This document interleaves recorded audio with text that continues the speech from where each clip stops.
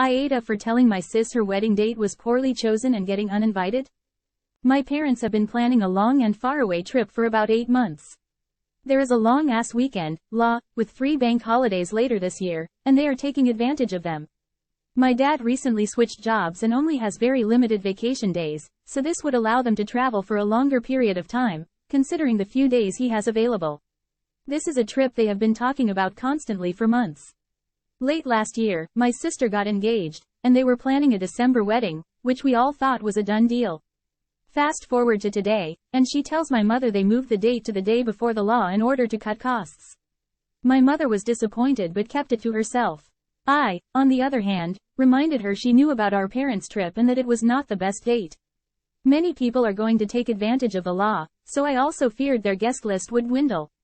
She said her friends had no issues with going, and that my parents had not yet bought any tickets, then left it at that. The thing is, they had not bought tickets because the trip is still 8 months away, and the best prices are 6 to 4 months before your travel date. Some hours later, I find out they had asked her in-laws to be, both retired and able to travel whenever they want, if they were available for the new date, but did not extend the same courtesy to my parents, knowing they had those dates reserved for their trip. So, I text her saying that it wasn't considerate and that she had all this information available but decided to choose the new date anyway without even asking our parents. So she proceeds to uninvite me.